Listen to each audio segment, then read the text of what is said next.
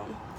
Listen, I am over yonder, and I'm about out, if you know what I'm saying. So even though we're not in our normal space, we're still going to continue the show, right? So I hope everybody's doing okay today. Today, I really want to talk about um, where our spirit sprouts from, and how to become stronger in our spirit. And usually, on a regular day, you would think, oh, we become stronger in our own selves because of what we do every day, how we think, and blah, blah, blah. And basically, you're close to right, you know? A lot of the time, we basically grow our spirit and become strong in our spirit through our daily practices. We grow within and become stronger through diet and nutrition, breath and activity, our own internal cycles.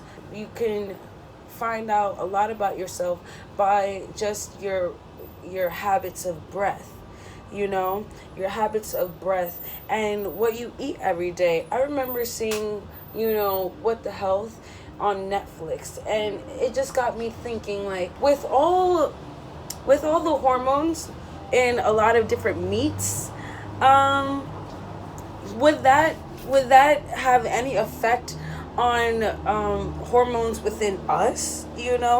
And man, I remember when I was younger, and we was in, like, what, fifth grade, fourth grade, mind you. Long story short, this girl, she had gotten her period, menstrual cycle, and that was one of the first times I witnessed someone so young receive such a lovely gift. You know what I'm saying?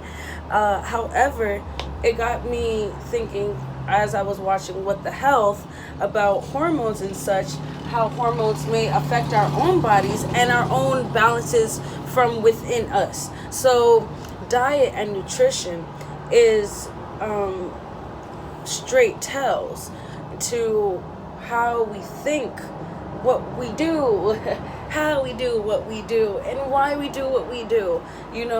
They say you are what you eat, and a lot of it is the truth. And if I eat a lot of Pop-Tarts, just know I'm happy and cinnamon like, okay? Yes. But in all seriousness, we are what we eat, because in general, you don't want to imbalance your chemical balances that's already in the body, right? So to speak. And then through breath and activity, through short breaths or through long breaths, how are you thinking? How are you thinking, and are you speaking to your calm self? Are you speaking to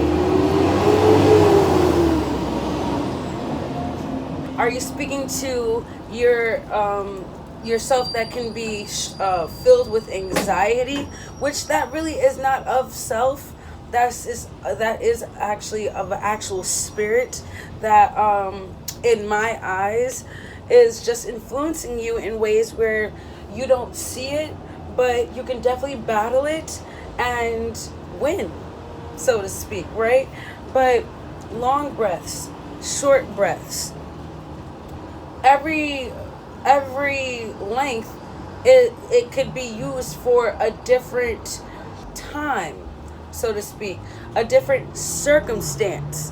So breath and activity, the pause that we take in our lives, the pause that we take before we go zoom off to do other things. How are we using our yin, and how are we cultivating our yang? So that's also a thing, And then internal cycles and ways of thinking. So it could be in a certain way you think about love, romance, personal, career, spiritual, all these things. Internal cycles can definitely affect the ascending culture within your nature at that present moment, because man, If I keep having negative thoughts, if I keep low-key saying these things to myself where I'm proving that I'm my worst enemy, how much can I grow in that day? How much can I grow in a week, in a month, in whatever have you? It's a lot. So, through our daily practices, we can grow within and become stronger within our spirit. And ascension, it really isn't of this world. You know, when you take steps, you became to a new level. It's a whole new level. It's nothing like the old level, it's just the old level with much more colors added to it, toys added to it, whatever, characteristics in general. It's not the same. So the more you ascend, the more you become out of this world. So if anyone tells you you're unique, baby, let them. Hi. I think that in general we should focus and recognize the energy, the cycles of energy we have within, and it could be represented as chakras. You know, they're gateways to holistic health. Balance is really life, and it's nourished by our practices, by what we eat physically, by what we feed ourselves mentally, by what we feed ourselves spiritually. So in general, what kind of practices are you cultivating your chakras in, you know? Because whether you pay attention to it or not, it's still there. And if you want to heal faster, whether it be emotionally or any other different aspects of life, to pay attention to the esoteric parts of yourself as long as the physical parts of yourself. Oh, you got it in the bag, baby. You know what I'm saying? So, and don't let anyone tell you different. The discipline in routine, the discipline and consistency, that brings about change. Give me 1 second. Okay, that brings about change, you know? And change can bring about happiness. You say you're unhappy somewhere and you're not nowhere, you know? That just basically means you need to have a moment with yourself. Think. And then move forward. Hi, how are you? Good. Do you know some gasoline over here in a gas station? Gas station? Let me look it up. I tried looking for myself when I could now. I'm off the localization. Okay, give me 1 second. No problem. So, sorry. You have to change something. And I personally know when I was going through, oh man, I've gone through a lot emotionally, you know, and who hasn't? But I remember when I was going through something emotionally, and I didn't know it was an emotional thing. I just realized that, hey, I have a routine, I'm working, I'm doing this and that. However, a part of me is still sad. Matter of fact, I keep getting flashbacks of different memories that I feel like I stored over yonder and underneath then some, you know? So it's like, for me, I started to work out because I feel like ain't nothing gonna break me down except myself, you know? And that's what I did. Because technically when you're working out, you're breaking yourself down so your body could chemically build itself back up, but 10 times stronger. It's almost like when you cut yourself and then you have a scab, but the skin, anyway, whatever. Yes, the recovery is real, you know, and it's strong if you should let it. But I said all of that to say, when I was working out, I was realizing that through this consistency and discipline of this change I'm making, I have realized something else about myself that was the real issue. And because you have a lot of time to yourself in your own head when you work out. So literally, this is just an aspect where in life one thing leads to another, and the small change that you brought about your life could lead to a whole other tower moment. And these tower moments is just in relation to a moment of a great epiphany where a great epiphany where it's definitely helpful for you spiritually, mentally, psychologically, and all these other factors around and pillars that are fundamental in our life, exist. So in general,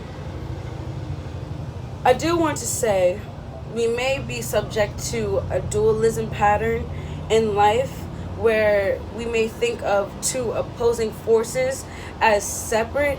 However, if we think of some of these things as interchanging, interconnecting cycle of one, maybe we can manipulate our energies around us to work for us. What does that mean? What does that mean? So in different times where I'm seeing the darkness, oh, it's okay.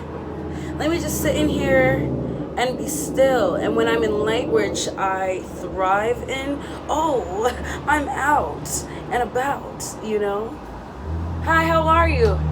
Sorry, it's a lot of different, I'm at work. I'm at work. But I feel like it's definitely important to get real with the ish, like two opposing forces that in Western thinking we see them as two opposing forces when actually it's two forces that work with each other. So if we use